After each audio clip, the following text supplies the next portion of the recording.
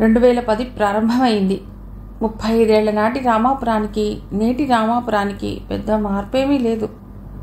పేదల బతుకుల్లో మార్పు లేదు. వచ్చిన మార్పు ఉన్నవారిళ్లలోనే వచ్చి కూర్చుంది. రామాపురం ఇదేనా?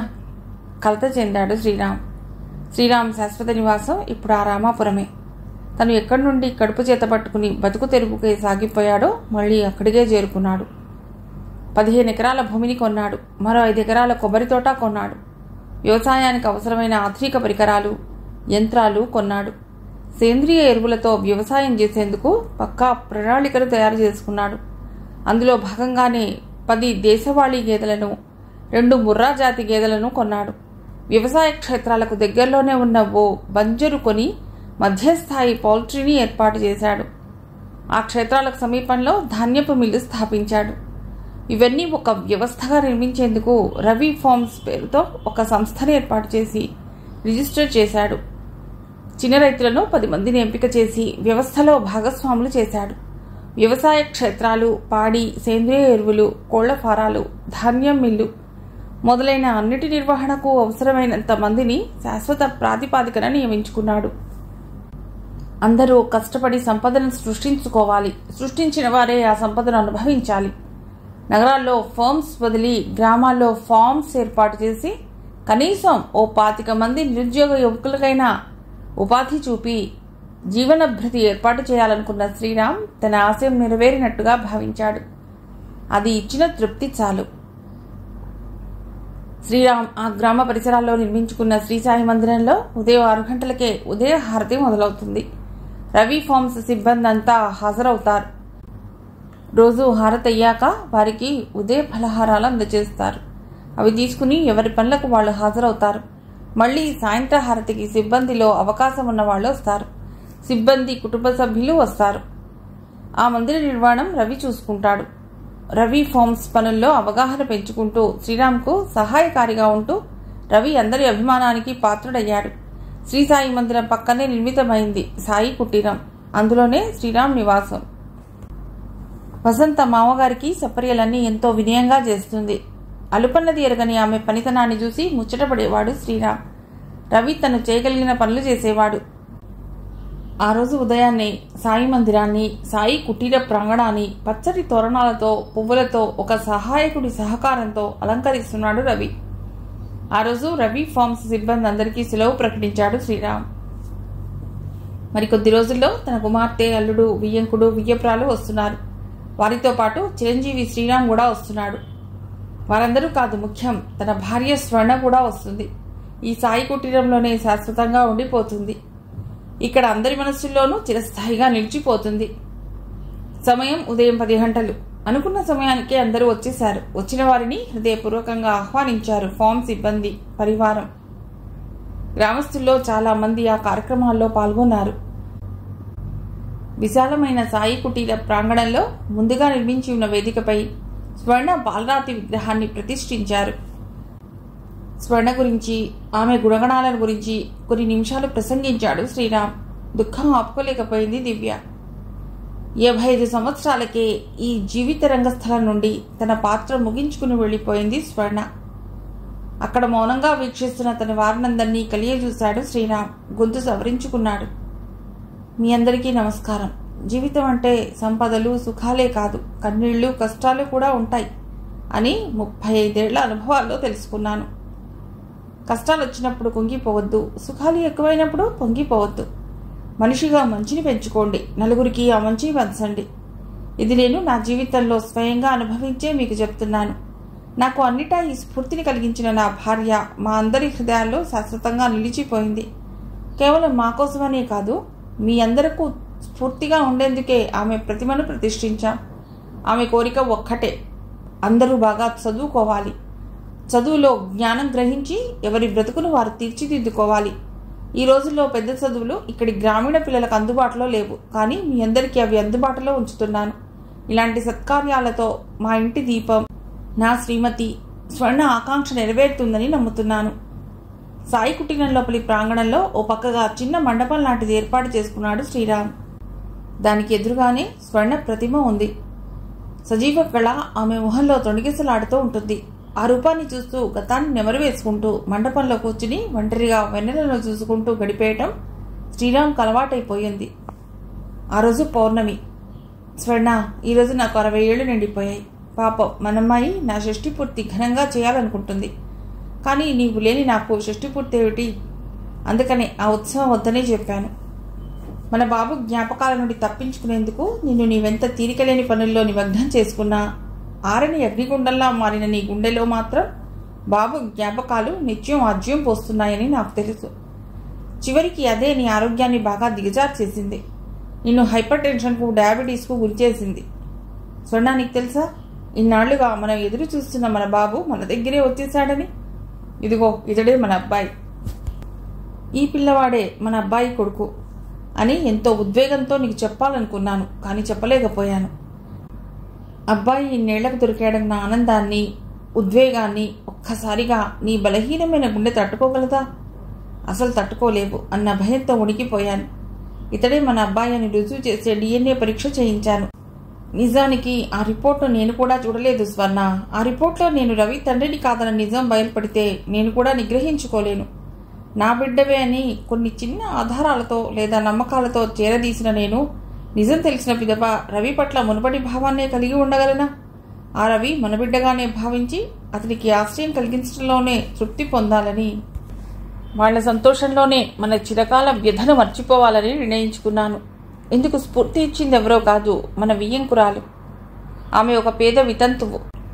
మన బాబును ఒక దుర్మార్గ యాచకుడు ఎత్తుకుపోయి వాడి రూపం మార్చేసి చూసేవాళ్ల గుండెలు జాలిపడేలా వాడిని తీర్చిదిద్దాడు. అంధుణ్ణి చేశాడు. బాబుకు 8 ఏళ్ల వయసు వచ్చే వరకు వాడి చేత యాచింపచేసి ఆ దుర్మార్గుడు బతికాడు. తర్వాత చక్రధర్పూర్ తీసుకొచ్చాడు. ఓ మురికివాడలో తలదాచుకున్న ఆ దుష్టుడి వెంబడి మరో యాచకుడు ఉండేవాట. ఓ రోజు వారిద్దరి మధ్య గొడవలు ముదిరి కొట్టుకున్నారట. చివరకు ఆ దుష్టుడిని ఆ రాత్రే ఒక పాడుపడిన నూతిలోకి తోసేసి పరారయ్యే ముందు బాబును ఆ వితంతువుకు అప్పగించాట. పెంచుకోమని అభ్యర్థించాట. ఆ బిడ్డ ఇలా ఏ పరిస్థితిలో ఆ దుష్టుడికి చిక్కింది వివరించి చెప్పాడు. ఎప్పటికైనా బాబు తల్లిదండ్రులు బాబు కోసం వెతుకునొస్తే రుజువుపరుచుకుని వారికి అప్పగించమని చెప్పి వెళ్ళిపోయాట. ఆ వితంతువు బాబును కంటికి రెప్పలా కాపాడుకుని పెంచి పెద్ద చేసింది. తనకు మగదిక్కు ఎవరూ లేరు. ఉన్న ఒక్క కూతురు తన తర్వాత నాథగా మిగిలిపోకూడదని భావించి తన కూతుర్నిచ్చి పెళ్లి చేసింది. చూసావా స్వర్ణ, విధిలీల. మన ఇంటి వెలుగులా మనకు జన్మించాడు. అల్లారు ముద్దుగా పెరిగాడు. చివరికి దుష్టుడి పాల్పడ్డాడు. ఆ తర్వాత ఒక్క వితంతువు పెంచింది. ఓ యాచకుడు అప్పగించిన పిల్లవాడి బాధ్యత నాకెందుకు అని ఆనాడే తిరస్కరిస్తే ఆ పిల్లవాడి బ్రతుకేమయ్యేది? దండిగా సంపదలు, ఆస్తులకు వారసులుగా ఉన్న పిల్లలను కన్నవారు లేని పక్షంలో పెంచుకోవటానికి కోట్ల మంది తన్నుకొస్తారు. అది గొప్ప కాదు, పరోపకారము కాదు. ఒక నిరుపేద అనాథ బిడ్డను తాను లేమిలో ఉన్న తాను చేరదీసి నిస్వార్థంగా పెంచి పెద్ద చేయటం ఎంత గొప్ప విషయం. తన గొప్పతనాన్ని నిరూపించుకున్న ఆమె ముందు నేనెంత? అందుకే స్వర్ణ, నేను ఒక నిర్ణయం తీసుకున్నాను, అమలు చేశాను. మన ఆస్తుల్లో సగం అమ్మాయికి, మిగిలిన వాటిలో సగం శ్రీసాయి సహాయత సంస్థకు రాశాను. తక్కిందంతా రవి కుటుంబానికి రాశాను. క్షమించు స్వర్ణ, మన బిడ్డ పేరు శ్రీసాయి, కానీ ఆ పెంచిన ఆమె పెట్టిన పేరు రవి. రవిగానే అందరికీ పరిచితుడు. వాడి కొడుకు పేరేంటో తెలుసా? నా పేరే. చిత్రంగా ఉందా? వాడి పేరు రామును శ్రీరామ్గా మార్చాను. మన వారసుడు ఆ బిడ్డే కదా స్వర్ణ. వాడిని మన విద్యాలయంలోనే ఉంచి చదివిస్తున్నాను. వాడి ఉన్నత విద్య, ఉద్యోగం, తదుపరి వివాహం వంటి బాధ్యతలు మన అమ్మాయికి, అల్లుడికి అప్పచెప్పాను. వాళ్ళు ఎంతో సంతోషంతో అంగీకరించారు. స్వర్ణ, ఇప్పుడు నేనేమీ లేని వాడిని కాదు కాదు, నా ఎదురుగా నిన్ను, పక్కనే నా ఇష్టదైవం సాయిని కలిగి ఉన్న గొప్ప భాగ్యవంతుడిని. స్వర్ణ, ఇదే కదా జీవితం అంటే. మనిషి కన్ను తెరిస్తేనే జననం, ఆ కన్ను మూస్తేనే మరణం. కానీ వాటి మధ్యన గడిచే మనిషి జీవితమే విభిన్నం.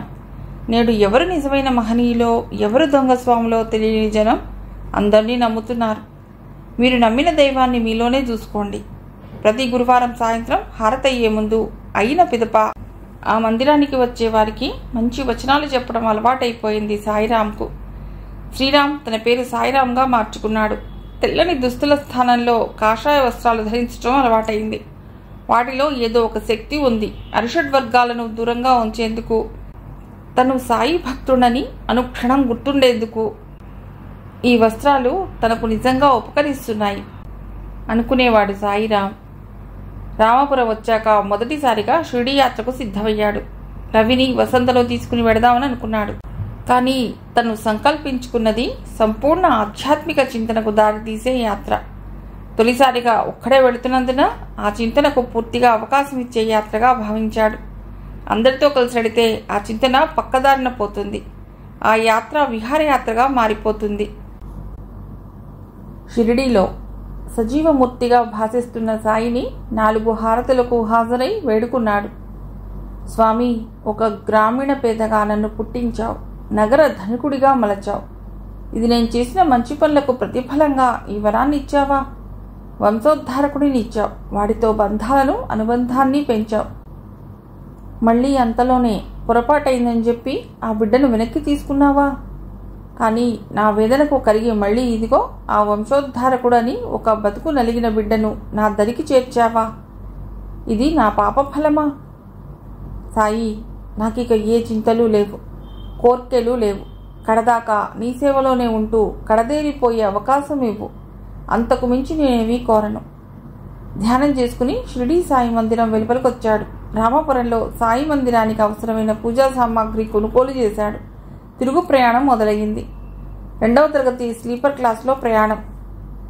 ఎక్స్క్యూజ్ మీ సార్, ఓ వ్యక్తి తమ బెర్త్లను వెతుక్కుంటూ వచ్చి, ఈ కింద బెర్త్ మీదేనా? సాయిరామ్ని అడిగాడు ఇంగ్లీష్లో. అవునన్నట్లు తలూపాడు. మీరు మరోలా భావించకపోతే ఈ బెర్త్ను మా అమ్మాయికి ఇవ్వగలరా? ఈమె చంటిపిల్ల తల్లి, ప్రాధేయపూర్వకంగా అడిగాడు ఇంగ్లీష్లో. సంతోషంగా అంగీకరించాడు. పాపం అమ్మాయికి మిడిల్ బర్త్, తల్లికి పై బర్త్, కింద బెర్త్ అతడికే వచ్చాయి. అతని భార్యది స్థూలకాయం, పై బెర్త్ కష్టం. తను సాయిరాంగా మారినప్పటి నుండి విలాసాలకు, ఆడంబరాలకు దూరంగా ఉంటున్నాడు. దాని ఫలితమే 2వ తరగతి ప్రయాణం. వాళ్ళు తమలో తాము తెలుగులో మాట్లాడుకోవటం గమనించాడు. తను కూడా తెలుగువాడినన్న సంగతి వారికి తెలియదు కాబోలు. ఈ బెర్త్ మీదకి వచ్చేయమ్మా, నేను మీది బెర్త్ గడిపోతాను. చంటిపిల్లతో సతమతమవుతున్నామని చూస్తూ అన్నాడు సాయిరాం. మీరు తెలుగువారా? సంతోషంగా మొహం వెడల్పు చేసుకుని అడిగాడా వ్యక్తి. అవునండి. మీరెంతవరకు వెళుతున్నారు? చిన్నగా నవ్వాడు సాయిరాం. ఇచ్ఛాపురం. భలేవారే, మీరు మా ప్రాంతం వారినన్నమాట. మాది బరంపురం, అంటే మీ ఊరి నుండి 20 నిమిషాల ప్రయాణం.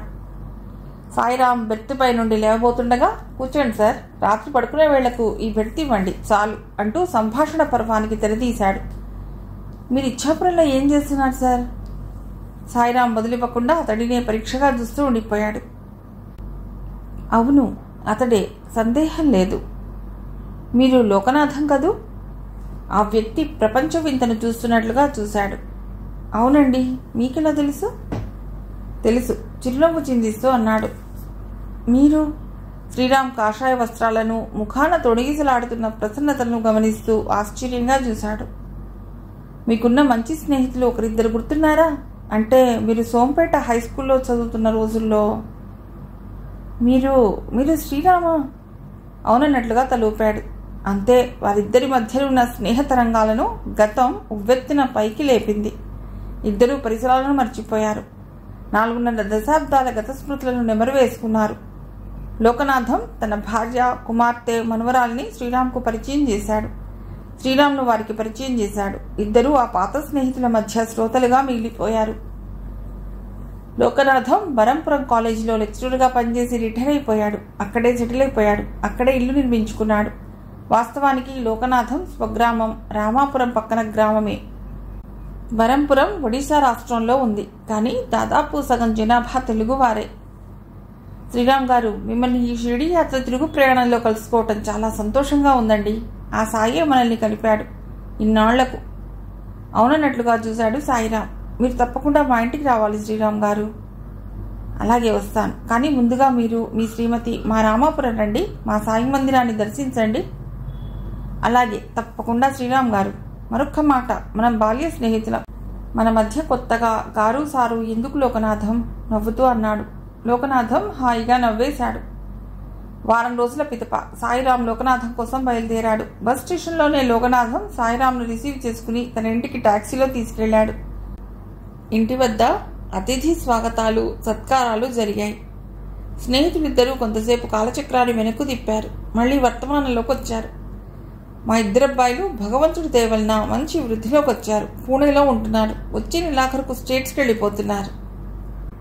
ఇద్దరూ వెళ్ళిపోతున్నారా? ఇద్దరికీ అవకాశం వచ్చింది. మంచి జీతం, సదుపాయాలు, మంచి భవిష్యత్తు ఉంటుంది. వెళ్తాం అన్నారు. నేనేమనగలను? మన రోజుల్లో అయితే ఒక జిల్లా దాటి వెళ్ళడమే అరుదు. అన్నట్టు మా అబ్బాయిని చూపించలేదు కదా అంటూ కబోర్డ్ వద్దకు వెళ్ళి ఓ పెద్ద సైజు గ్లాస్ ఫ్రేమ్ ఉన్న ఫోటో పిక్చర్ తీసి సాయిరామ్కి ఇచ్చాడు. ఇతడు హరీంద్ర పెద్దవాడు, ఇతడు గిరీంద్ర చిన్నవాడు. వీడికే రేపు వచ్చే నెల 3వ తారీఖున పెళ్లి తలూపాడు సాయిరామ్. ఈ మధ్యలో ఉన్న అబ్బాయి వీళ్ళ ఫ్రెండ్. ఇతడు ప్రస్తుతం అమెరికాలో ఉంటున్నాడు. ఇతడి కారణంగానే మా వాళ్లకు అక్కడి నుండి జాబ్స్ వస్తున్నాయి. ఈ అబ్బాయికి గ్రీన్ కార్డ్ ఉంది. అమెరికాలో సెటిల్ కాబోతున్నాడు. మొదట ఈ ముగ్గురు పుణేలో ఒక చోట పనిచేశారు. అప్పుడే మంచి ఫ్రెండ్స్ అయిపోయారు. సాయిరామ్ తదేకంగా ఆ ఫోటోను చాలాసేపు చూస్తుండిపోయాడు. ఈ అబ్బాయి తల్లిదండ్రులు ఎక్కడున్నారు? ముంబైలో ఉన్నారు. ఈ అబ్బాయిని పెంచుకున్నారట వాళ్ళు. కన్న తల్లిదండ్రులు ఎక్కడున్నారో పాపం తెలీదు. ఈ అబ్బాయి చిన్నప్పుడు చాలా కష్టాలు పడ్డాట. ఆసక్తిగా చూశాడు సాయిరామ్. తన చిన్నప్పుడు జరిగిన ట్రైన్ యాక్సిడెంట్లో పేరెంట్స్ని మిస్ అయ్యాట. ఆ అబ్బాయిని ఎవరో బెగ్గర్స్ తీసుకుపోయి మరెవరికో అమ్మేయాలనుకున్నారేమో. బెగ్గర్స్ తీసుకుపోయారా? అర్ధరాత్రి జరిగిన ప్రమాదంలో తల్లిదండ్రులను కానక ఏడుస్తున్న కుర్రవాడిని ఎత్తుకుపోయారు. ఆ తర్వాత ఓ ట్రక్ డ్రైవర్ కంటపడ్డాడు. అతడు ఆ అబ్బాయిని తనతో తీసుకుపోయి భువనేశ్వర్ పరిసరాల్లో ఉన్న తన యజమానికి అప్పగించాట. అతడు టిప్పర్ డిపో ఓనర్. అతడు ఆ అబ్బాయిని అన్ని ప్రశ్నలు వేసినా ప్రయోజనం లేకపోయింది. ఇక తను చేసేదేమీ లేక ఓ పిల్లలు లేని మార్వాడి దంపతులకు అప్పచెప్పాట. వాళ్ళు పోయే ప్రాణంలో ఉన్న అబ్బాయి పరిస్థితి గమనించి వెంటనే మంచి వైద్యం చేయించారట. ఆ పిల్లవాడు పూర్తిగా కోలుకోవటానికి 3 నెలల పైనే పట్టిందిట. ఆ కుర్రవాడు కేవలం హైదరాబాద్, తన తల్లి తండ్రి పేర్లు తప్ప ఏమీ చెప్పలేకపోయాడు. కుర్రవాడిని బాగా మాలిమి చేసుకుని వాళ్లే పెంచుకున్నారు. ఎంతో గారాబంగా చూసుకున్నారట. కుర్రవాడు వాళ్లలో కలిసిపోయాడు. ఆ అబ్బాయి వచ్చాకనే వాళ్ళ బిజినెస్ వగేరాలు బాగా డెవలప్ అయ్యాయిట. అందుకే ఈ అబ్బాయి అంటే వాళ్ళకి పంచ ప్రాణాలు. ఇదంతా పూర్తిగా చెప్తే ఓ సినిమా కథలా ఉంటుంది. దీర్ఘంగా నిట్టూర్చాడు సాయిరామ్. ఈ అబ్బాయి పేరు దేవకుమార్. అది కాదు, ఆ అబ్బాయి కన్నవాళ్ళు పెట్టిన పేరు. అది తెలీదు. అబ్బాయికి పెళ్ళైపోయిందా? అయింది. ఆ అమ్మాయి సాఫ్ట్వేర్లోనే ఉంది, బోస్టన్లో. ఈ అబ్బాయి మీకు ఇదివరకే తెలుసా? ఉండబట్టలేక అడిగేశాడు. తెలియదు, కానీ తెలుసుకోవలసి ఉంది లోకనాథం. సాయిరామ్ను సూటిగా చూశాడు లోకనాథం. తన ముఖంలోని భావాలను బయటపడనివ్వలేదు సాయిరామ్. ఈ అబ్బాయి ఇండియా వచ్చే అవకాశం ఉందా? మా చిన్నబ్బాయి పెళ్లికి వస్తున్నాడు. ఇండియాలో 2 వారాలుండి మళ్ళీ వెళ్ళిపోతానని తనతో చెప్పినట్లుగా మా అబ్బాయి నాకు చెప్పాడు. ఇక్కడికి వచ్చినా వాళ్ళ కంపెనీ పని మీద 10 రోజులు తిరుగుతాడు. ఒకే ఒక్కరోజు పెళ్లికి వచ్చే ముందు కేటాయించనున్నాడు. ఎప్పుడూ బిజీ. మీ కుటుంబంతో అతనికి మంచి పరిచయం ఉందా? మా పెద్దబ్బాయే అతన్ని ఓసారి ఇక్కడికి తీసుకొచ్చాడు. ఇక్కడ 2 రోజులు ఉన్నాడు. కోణార్క్, పూరి వగైరా చూసి వచ్చాం. సాయిరామ్ కళ్ళు మూసుకున్నాడు. ఈ అబ్బాయి గురించి అంత శ్రద్ధ చూపిస్తూ ఆరా తీస్తున్నట్లుగా అన్ని వివరాలు ఎందుకు అడుగుతున్నాడో తెలియక తికమక పడ్డాడు లోకనాథం. మధ్యాహ్నం దాకా అన్యమనస్కంగా గడిపిన సాయిరామ్ తిరుగు ప్రయాణానికి సిద్ధమయ్యాడు. నిజానికి ఆ అబ్బాయి ఎవరు? అతడిలో కొట్టవచ్చినట్టుగా స్వర్ణ పోలికలు ఎందుకున్నాయి? అతడు ట్రైన్ యాక్సిడెంట్లో తప్పిపోయిన మరో పిల్లవాడా? తన బిడ్డలా ఎంతమంది తప్పిపోయారో ఆ రోజు. సాయి, ఇదేం వింత? పూర్తిగా తల్లి పోలికలతో శ్రీసాయి పుట్టాడు. ఈ రుసుములతో అతన్ని తన బిడ్డగా భావించవచ్చునా? అలా అనుకుంటే ఇప్పుడు నా దగ్గరున్నది ఎవరి బిడ్డ? సాయిరాంలో ప్రశాంతత మళ్లీ భగ్నమైపోయింది. అలజడి మొదలైంది. ఆ అబ్బాయి లోకనాథం కుమారుడి పెళ్లికి వస్తాడు. వచ్చేటప్పుడు తను వెళ్ళి కలుసుకోవాలి. ఆ అబ్బాయి గతాన్ని తెలుసుకోవాలి. అంతవరకు మనసులో మళ్లీ ఆరని జ్వాల. సాయి, నీ దర్శనానికై వచ్చాను. ఆర్తితో వేడుకున్నాను. మొదట నీవు పంపిన వ్యక్తినే మా అబ్బాయిగా తలచాను, చేరదీశాను. మళ్ళీ ఇప్పుడు ఈ అబ్బాయిని ఎందుకు నా దృష్టిలో పడేటట్టు చేశావు? ఇది నీ లీల అనుకోనా తండ్రి? లోకనాథం రామాపురం వచ్చి శుభలేఖనిచ్చి కుమారుడి పెళ్లికి సాయిరాంను ఆహ్వానించాడు. ఆ అబ్బాయి వచ్చాడా లోకనాథం? ముంబై వచ్చిన్నాడు. వచ్చే ఆదివారం ఫ్లైట్లో హైదరాబాద్ వచ్చి అక్కడి నుంచి విశాఖ వస్తాడు. అక్కడి నుంచి మళ్ళీ ఇంటర్సిటీ ఎక్స్ప్రెస్లో ఇక్కడికి వస్తాడు. తప్పక మీరు, మీ అబ్బాయి, కోడలు అందరూ రావాలి అభ్యర్థిస్తూ నిష్క్రమించాడు లోకనాథం. బరంపురం రైల్వే స్టేషన్లో ఏసీ చైర్ కారులోంచి దిగుతున్న వ్యక్తిని వాళ్ళంతా కళ్ళు చేసుకుని చూశాడు సాయిరాం.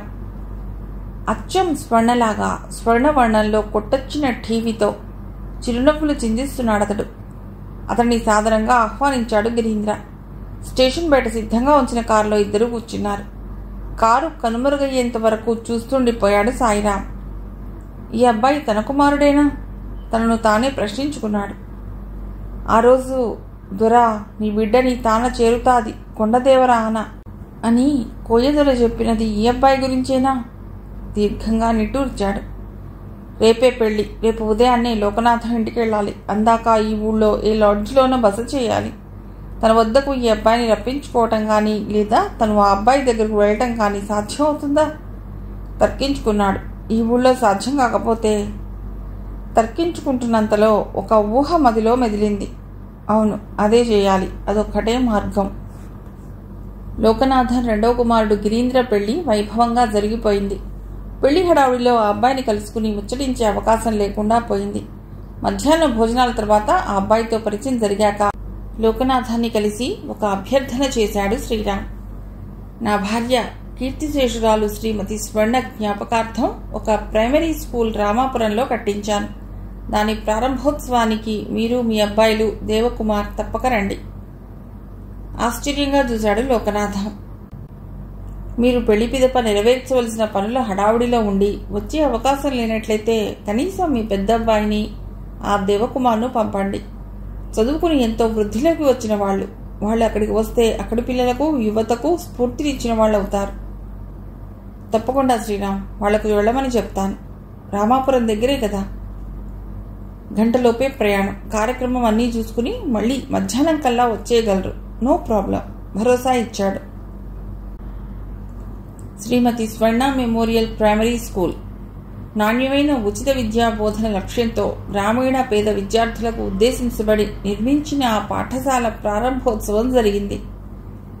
హాజరైన పిల్లలందరూ చదువుల్లో రాణించాలని, ప్రయోజకులైన వారిని చూసి స్ఫూర్తి పొందాలని కర్తవ్య బోధ చేశాడు శ్రీరామ్. హరీంద్ర అదే విషయాన్ని చెప్పాడు. దేవకుమార్కు తెలుగు పూర్తిగా రాదు. హిందీ, ఇంగ్లీష్ పదాల మధ్య అక్కడక్కడ తెలుగు పదాలను కలిపి ప్రసంగించాడు. కార్యక్రమం ముగిసింది. సాయి ప్రసాదంగా అందరికీ భోజనాలు ఏర్పాటు చేశాడు. భోజనాలు అయిన తర్వాత ఆ ఇద్దరిని తన కుటీరానికి పిలిచాడు శ్రీరామ్. బాబు, ఈమె నా శ్రీమతి, పేరు స్వర్ణ. ఈమె జ్ఞాపకార్థమే పాఠశాల స్థాపించడం జరిగింది. కుటీరంలో నెలకొల్పిన పాలరాతి విగ్రహాన్ని చూపించాడు. దేవకుమార్ ఆ విగ్రహాన్ని పరీక్షగా చూస్తూ ఉండిపోయాడు. మీ పేరెంట్స్ ఎక్కడుంటున్నారు బాబు? ఇంగ్లీష్లో అడిగాడు శ్రీరామ్. ముంబైలో. చిన్నప్పుడే తప్పిపోయిన తన బిడ్డ కోసం తపిస్తూ మానసికంగా చాలా కుంగిపోయి ఆక్షోభతోనే అకాల మరణం చెందింది బాబు నా భార్య. ఇదిగో బాబు ఆ అబ్బాయి ఫోటో. చిన్నప్పటి శ్రీసాయి ఫోటోని ఇచ్చాడు. ఇది ఆ అబ్బాయి చెల్లెలి ఫోటో, ఇది ఆ అబ్బాయి తల్లి ఫోటో, ఇది నాది. ఇవన్నీ 28 ఏళ్ల కిందటివి. ఫోటోలను నిశ్చితంగా చూస్తున్న దేవకుమార్ ముఖ కవళికల్ని గమనించాడు శ్రీరామ్. తన ఊహ నిజమవుతోంది. అతడి మొహంలో ఏనాటిదో గత జ్ఞాపకాల తెర తొలగుతున్న వైనం కనిపిస్తోంది.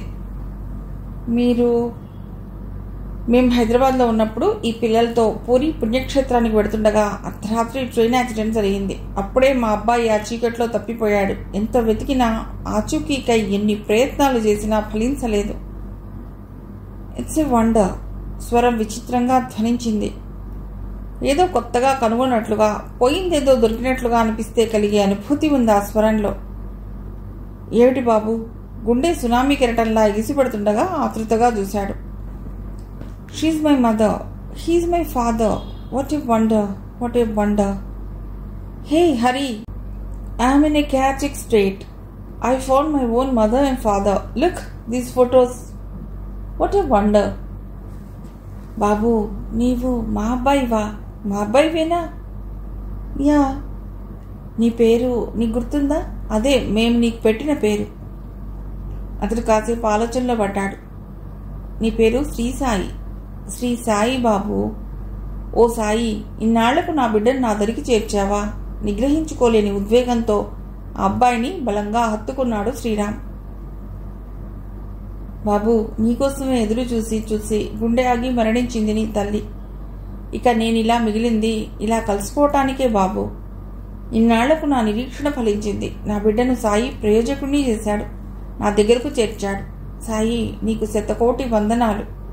ఉద్వేగంతో ఊగిపోసాగాడు. మనస్సును పట్టి ఊపేస్తున్న స్పందన తనువును వదల్లేదు. బాబు, ఇన్నాళ్లుగా ఎక్కడున్నావు? ఎవరు పెంచారు? వాళ్ళకి చాలా థ్యాంక్స్ చెప్తున్నాను. నువ్వు ప్రయోజకుడివై తిరిగి వచ్చావు, అంతే చాలు. కళ్ళు ధారాపాతంగా వర్షిస్తుంటే దేవకుమార్ బొమ్మలా నిలబడిపోయాడు. అతడి కళ్ళు వింతగా చూస్తున్నాయి శ్రీరామ్ను. ఆశ్చర్యపోయాడు శ్రీరామ్. తను ఇంతగా స్పందిస్తుంటే కనీస స్పందన ఈ అబ్బాయిలో కలగలేదా?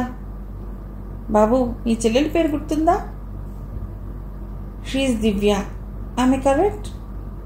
ఎస్, దివ్యే. ప్రస్తుతం డాక్టర్గా ప్రాక్టీస్ చేస్తోంది బాబు. బాబు, నీ కుడి భుజం మీద పుట్టుమచ్చ ఉంది కదా? అతడు కళ్ళెగరేశాడు. ఎందుకింతలా స్పందన అన్న ప్రశ్న ఉందా ఎగురవేతలో? ఉంది కదా? యా. బాబు, నా అదృష్టం కొద్దీ ఇన్నాళ్లకు నిన్ను చూశాను. నా దిగులిపోయింది. మీ అమ్మ బతికి ఉంటే ఎంతగా పొంగిపోయేదో. అంకుల్, షాక్ తిన్నట్టయిపోయాడు Sriram. Uncle, don't be emotional. We are just beings. We have to run along with the time. We should go with the incidents. We should not think of or stay with the incidents. Life, it's nothing but a journey. Somebody meets, somebody departs. Someone comes, someone goes. Pain and pleasure very common in that journey. We have to feel equally. I say one word. This is a high-tech era. Go fast era. Let us go with the era and its evolution. Not to stay with the sorrows and sentiments. American యాసలో జీవరహస్యాల్ని సారాల్ని బోధిస్తున్న దేవకుమార్ను వెర్రివాడిగా చూస్తుండిపోయాడు Sairam. Uncle, I think you are very well aware of these all things. నవ్వుతున్న తన కొడుకును చూస్తూ పిడుగుబడిన వాడిలా అయిపోయాడు. అతి కష్టం మీద నిలదొక్కున్నాడు. తను ఇంకా ఆ 35 గతపు మైలురాయి వద్దనే నిలబడి ఉన్నాడు. బంధాలు, అనుబంధాలు అంటూ స్పందిస్తూ మదన పడుతూనే ఉన్నాడు. కానీ కాలం మారిపోయింది. మానవ సంబంధాల్లోనే గత తరం ఊహకు కూడా రానన్ని ఎన్నెన్నో మార్పుల్ని నేడు తీసుకుని వచ్చింది. ఇంకెంతగా తెస్తుందో. తను ఇప్పుడు ఆలోచించవలసింది 1950 నాటి కాలపు మైలురాయి వద్ద కాదు, 2050 దగ్గర నిలబడి ఆలోచించాలి. అప్పుడే నేటి తరం వారికి తగ్గ మనుషునవుతాడు. తడారిపోయిన నోటిని మంచినీళ్లతో తడుపుకున్నాడు. కష్టం మీద నోరు పెగిల్చాడు. బాబు, ఇన్నాళ్లకు కనిపించావు. నా వద్ద 1 నెల రోజులు ఉండలేవా? ప్రాధేయపడుతూ అర్థించాడు. Sorry uncle. బాబు, నేను నీ తండ్రిని. నాన్న అని పిలువు బాబు. నన్ను నాన్నగారు అని పిలిచేవాడివి, మర్చిపోయావా? Of course, but my daddy and mummy are there in Mumbai. What is the problem in addressing you as uncle? గుటకలు మింగాడు శ్రీరామ్. కళ్ళు బయలు కమ్ముతున్నట్లుగా అనిపించసాగింది. Uncle, be pacified. I request you. Keep your health well. In this age, you need mental tranquility. Do not disturb it with your bitter past. Let us move with the moments, now roll on. Okay? 33 ఏళ్లుగా పెంచుకున్న కన్నబిడ్డ అనుబంధం ఎదురు చూసిన ఫలితం ఇలా ఇంత పేలవంగా, స్పందనాహీనంగా ఉంటుందా? తనెందుకు ఊహించలేకపోయాడు? నిజానికి ఈ తరం వాళ్ళంతా ఇలానే ఉంటారా? కన్న తల్లిదండ్రుల ప్రేమ, సాన్నిహిత్యం దూరం కావటం వల్లనే ఇలా అంటున్నాడా? ఇన్నాళ్లకు కన్న తండ్రిని కలుసుకుంటే ఎంత ఉద్వేగానికి లోను కావాలి, ఎంతగా ఆత్మీయత పెళ్ళుబుకాలి, కన్నీళ్లు వర్షించాలి. నాన్న అని నోరారా పిలుస్తాడని ఆశించానే. నాటియా నా శ్రీయేనా ఈ దేవకుమార్? కాదేమో, కానీ ఫోటోలను పోల్చుకున్నాడే, చెల్లెలి పేరు చెప్పాడే. స్థాణుస్వరం నుండి కోలుకోలేకపోతున్నాడు. జరిగింది వాస్తవమేనా? Uncle, sorry for your sake. Nanaji, let us meet again. This is my mail ID. You can chat with me or send mails if any. But only on weekends. వీడ్కోలు తీసుకున్నాడు దేవకుమార్. వారిని ఉదయం 10ంటికి తీసుకువచ్చిన కారు మధ్యాహ్నం 4 గంటలకు తిరిగి వాళ్ళని తీసుకెళ్లిపోయింది. ఆ అయోమయపు క్షణాలను వెర్రిగా చూస్తుండిపోయాడు శ్రీరామ్. సాయంత్రపు హారతి సూచనగా వాద్యాలు మోగుతున్నాయి. అన్యమనస్కంగా పాల్గొన్నాడు. చిద్విలాసంగా చూస్తున్న సాయినే వీక్షిస్తూ ఉండిపోయాడు. జరిగినదేమిటో కొంత అర్థమైనట్టు మరికొంత అర్థం కానట్లు చూస్తుండిపోయారు రవి, వసంతలు. అడిగేందుకు సాహసించలేకపోయారు. రాత్రి 10 దాటింది. దశమినాటి చంద్రుని వెలుగులో కుటీర ప్రాంగణంలో సేద తీరాడు. అంతలో అతడికి ఏదో స్ఫురించినట్లయింది. గబగబా కుటీరంలోకి వెళ్ళాడు. సేఫ్ తెరిచి ఆ కవర్ను బయటికి తీశాడు. కవర్ను చించి రిపోర్ట్ బయటకు తీసి చదివాడు. అది DNA రిపోర్ట్. తన DNAతో సరిపోవటం లేదు. నిట్టూర్చాడు. ఆ రిపోర్ట్ అతడికి ఆశ్చర్యం కలిగించలేదు, ఉద్వేగాన్ని రగల్చలేదు, దుఃఖాన్ని మిగల్చలేదు. కానీ ఏమూలనో ఒక మంచి పని చేశానన్న తృప్తి కలుగుతోంది. రిపోర్ట్ను చించేసి చెత్తపుట్టలో పడేశాడు. బయటకొచ్చాడు. స్వర్ణకు సమీపాన కూర్చున్నాడు. మన బిడ్డ మళ్ళీ ఇన్నాళ్లకు దొరికాడు స్వర్ణ. పాపం పిచ్చిదానివి. ఆ బిడ్డ కోసం ఎంతగా తల్లడిల్లి కృషించిపోయావో నీకన్నా నాకే బాగా తెలుసు. డబ్బిచ్చి మనం ఎన్ని సుఖాలను కొనుక్కోగలిగాం. కానీ కన్నబిడ్డ కనిపించని కారణంగా పడ్డ క్షోభను మరిపించే ఏ సుఖాన్ని కొనుక్కోలేకపోయాం. అది డబ్బుకే దొరికేదైతే ఎంత డబ్బిచ్చినా కొనుక్కునేవాళ్లమేమో. ఆ బిడ్డ కోసం నీకు తెలియకుండా నేను ఎంతగా తప్పించానో, కుమిలిపోయానో అది నీకు తెలియదు. ఇదిగో ఇన్నాళ్లకు ఈరోజే మన బాబు మన దగ్గరికే వచ్చాడు. నిన్ను చూశాడు, నన్ను పలకరించాడు. స్వర్ణ ఉదయం 10ంటికి వచ్చి మధ్యాహ్నం 4ంటికి మాయమైపోయాడు. ఎంతగా ఉద్వేగానికి లోనైపోయానో, ఆనందంతో ఉబ్బి తబ్బిబ్బైపోయానో తెలుసా? పాపం మన అబ్బాయి నా ఆనందాన్ని, ఉద్వేగాన్ని చూసి ఏమన్నాడో తెలుసా? అంకుల్ సారీ, మీకోసం నానాజీ అంటున్నా అన్నాడు. నేను అలా అతిగా స్పందిస్తే నా ఆరోగ్యం పాడవుతుందని, నా ఆరోగ్యం జాగ్రత్తగా కాపాడుకోవాలని హితవు చెప్పాడు. మనం గతం దగ్గరే ఆగిపోకుండా కాలంతో పోటీ పడుతూ పరుగులు తీయాలని సూచించాడు కూడా. పాపం నీవు బతికుంటే అబ్బాయిని చూసిన ఆనందాన్ని తట్టుకోలేక చనిపోయేదానివేమో. కాదు కాదు, మన అబ్బాయి స్పందన చూసి. ఇందుకోసమేనా తప్పించి ఇన్నాళ్లు బతికాను అని విరక్తితో చనిపోయేదానివేమో. స్వర్ణ, మనం పిల్లల్ని కంటాం, అంతవరకే. బంధాలు, అనుబంధాలు ఎవరితో ఎవరికి ఎన్నాళ్ళు అని నిర్ణయించేది ఆయనే. ఈ జీవిత నాటక రంగంలో సంబంధాలు, వియోగాలు ఏ ఏ అంకాల్లో చోటు చేసుకోవాలన్నది డైరెక్ట్ చేసేది ఆయనే. దశమి చంద్రుణ్ణి మబ్బులు క్రమంగా కమ్ముకున్నాయి. ఉదయహారతి ప్రారంభమైన వేళ. బాబాయ్ గారు. ఏ రవి? రాత్రి గాలివానకు పూల మొక్కలన్నీ ఒరిగిపోయాయి, పువ్వులన్నీ రాలిపోయాయి. పూజకు పువ్వులు లేవు. బాధపడనవసరం లేదు రవి, మళ్ళీ కొత్తగా మొక్కలు నాటుకుందాం. బాబా వద్ద నిన్నటి పువ్వులున్నాయిగా, అవి తాజాగానే ఉన్నాయి. హారతికి రండి, వసంతను పిలుచుకురా. అలాగే బాబాయ్ గారు. వెళ్ళబోయాడు. రవి, ఏడు బాబాయ్ గారు? ఇక నుండి నీవు నాన్నగారు అని పిలు. రవి ముఖాన్ని ఆశ్చర్యం కప్పేసింది. నాన్నగారు అంటేనే బాగుంటుందయ్యా. ఇది ఈ సాయి నిర్ణయం. వెళ్ళిరా. కథ సమాప్తం.